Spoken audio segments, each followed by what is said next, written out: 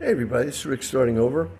So in the last video I talked about Joe Biden's speech last night to the nation.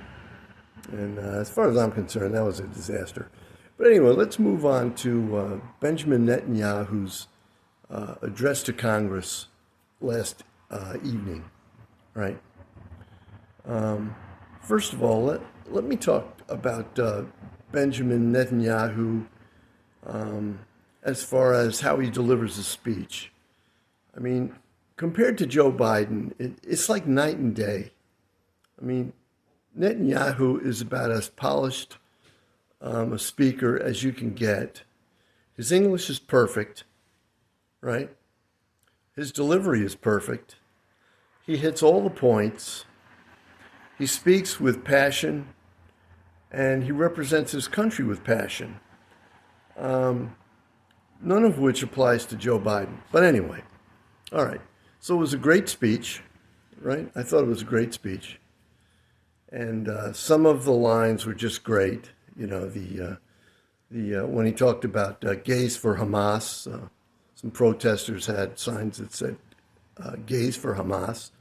He says, that's like chicken for KFC. I mean, that's a good one. But anyway, yeah, so you might want to research what Hamas thinks of gays. Yeah, you know, just do a little research and see what you come up with. But anyway, so absent from the halls of Congress to listen to his speech were Kamala Harris, right, the vice president, and Barack Obama, the former president. Now, what do those two have in common as far as the state of Israel is concerned? Well, Kamala Harris, she snubs Benjamin Netanyahu's speech yesterday.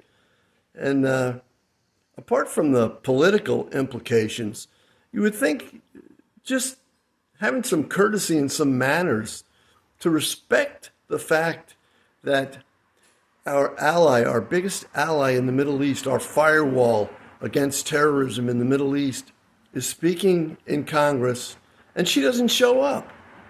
I mean, what kind of manners, what kind of courtesy is that? You know, aside from the political aspects. Okay, also, where was President Obama? He could have been there listening. I mean, where was he? Okay, so in my opinion, this is just my opinion, Kamala Harris and former President Obama have no use for Israel, and they have no use for the Prime Minister, Benjamin Netanyahu. Okay, she doesn't show up. She snubs him.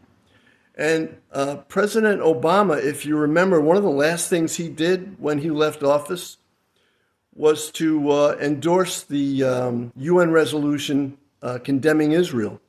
So these two don't like Israel, and it's obvious, and, you know, people have to make a decision whether they like that or not as far as the upcoming election, but I think it's obvious, and that's unfortunate because it was a great speech by a great leader.